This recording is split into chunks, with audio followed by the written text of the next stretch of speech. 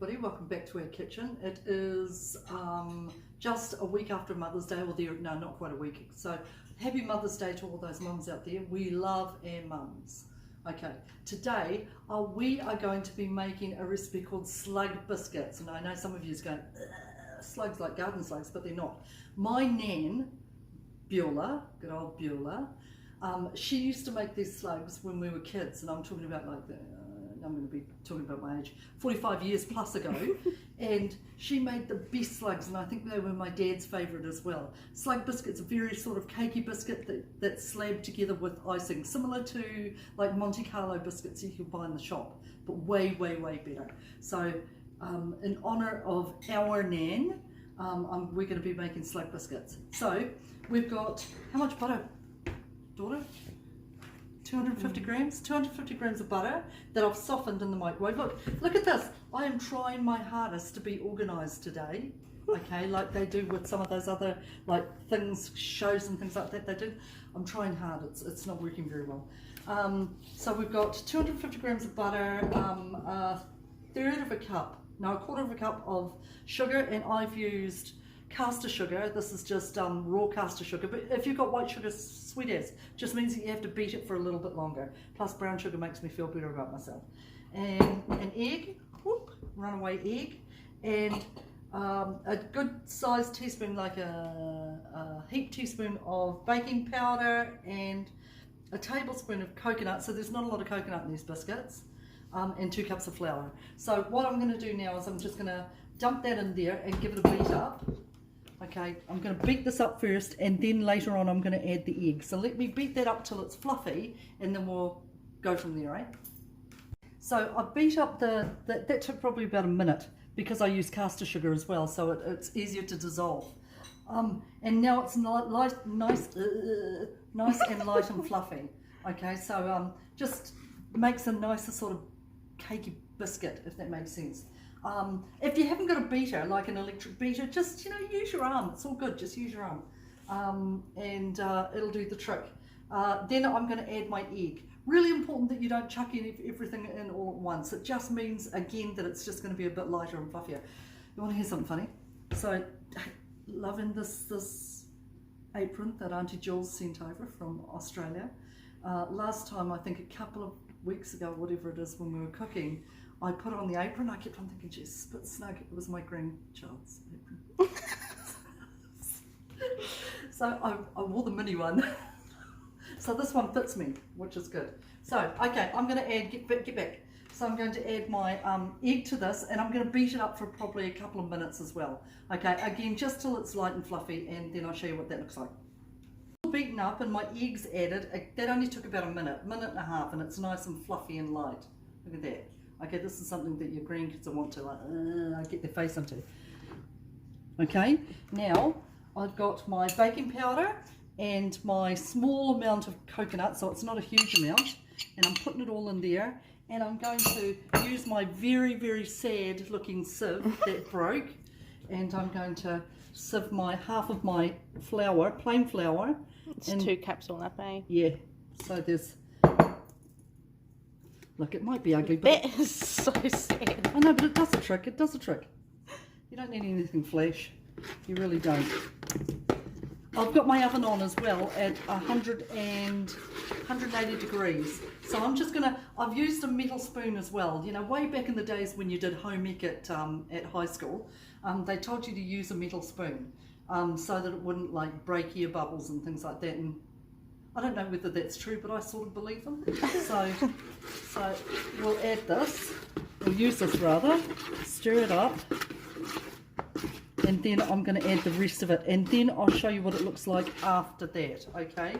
I've kept aside, it was supposed to be half a cup, but I haven't got half a cup. This is all I got left.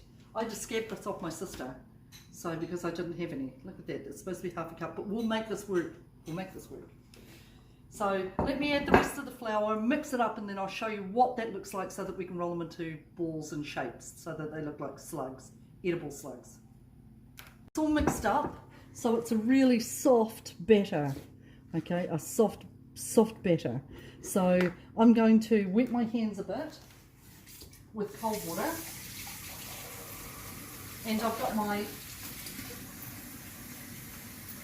I've got my recycled baking thingy here, ugly but functional, and I'm just going to get a little bit of, I've got just a spoon, a dessert spoon here, so just a small handful, and I'm going to make a ball, okay, roll it in a little bit of this and make it into a slug shape. Okay, so just a long shape like that. Okay, da-da. Now I'm gonna, me and Brooklyn are gonna roll out all of those. So we'll see you, I'll show you what it looks like when we're finished. The recipe that we've used makes 12 biscuits. Okay, so for a very small family. We're not going to keep ours, we're giving ours away. So so 12 biscuits, which means that you need 24 biscuits to piece them together. So there's one on top of the other. Does that make sense? Mm-hmm. Okay. In the meanwhile, while they're cooking, and I got the temperature wrong, 170 degrees in my fan bake oven. Okay. I would check them I'd check them at 10 minutes and then 12 minutes, just to make sure that they don't burn, because you just want them just golden brown. We used every last thread of our coconut as well. These are our last very bald looking slugs, but they'll do the trick. Okay, so I've got a cup worth of icing sugar in here, lumpy. I should have used my very sad looking sip, but I didn't. And 100 grams of butter, and I'm going to use my daughter-in-law's really expensive thing. Vanilla essence. Vanilla essence. So when she does some baking and things like that, and half of it's gone, and she goes, Mum, where's that vanilla essence? I'm going to have to say to her and tell her the truth and say that Brooklyn used it. Hey. Oh, hello, Ayol. Sure. Aren't you supposed to be asleep? Yes. Okay, right. Okay, so all I'm going to do is add, here chicken, you can do this. Keep it in the bowl, please, and do it slowly. Okay, I'm going to add hot water slowly, just little bits at a time. Mix it up. Oh, smell that vanilla essence, it's something else. Yeah, a little bit more. Right, mix it up. Managed to fob off the granddaughter. She went away a little bit upset. Probably that I had her apron on last week. Anyway, right, enough about that. Okay, so here's our icing. Like I said, you don't need a lot because you're only making 12 biscuits. So the more you beat it up, the lighter and fluffier it becomes. Okay, and we're all about light and fluffy. Yeah. Look at that. That is beautiful. Look at that. That is flippin' beautiful. Okay, so it's been 15 minutes or just over 15 minutes and our bickies are still cooking. In the meanwhile, I want to show you something. So have a look at this. Get back to our food storage cupboard. I want to show you this, and I'm not going to show you the brand because I don't want to out them, just in case they want to give us $1 million. And we'll be cooking pasta for the rest of our lives. Okay, so this is one of the brands that you can get at Countdown, and this is normally around $2.50 a bag. Okay, good brand, great. These are home brands, or the supermarket brand. Okay, this costs $2.50. That costs a dollar.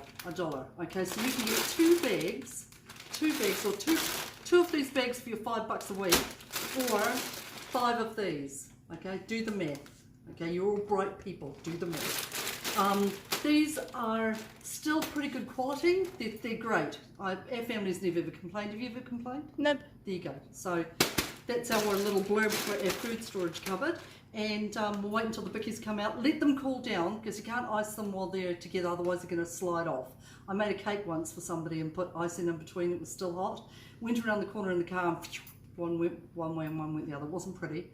And I still gave it to her. Still tasted good. Okay, so let us get that sorted out and then we'll show you what that looks like. So we've put them all together with our icing, the last of our icing there. Woo, look, we've got all that flippin' icing left over. I've got a few more left in the oven that are still cooking, but it should make around, we made, I think, 13 or 14 biscuits, which is heaps. So these are them all cooked up. My grandmother was the bomb baker, Okay, she could cook anything. She really could. If I were half the cook that my grandmother was, I swear I'd be flipping made. So, needless to say, these are not the most beautiful looking biscuits, but they are the bomb, and were my father's favourite.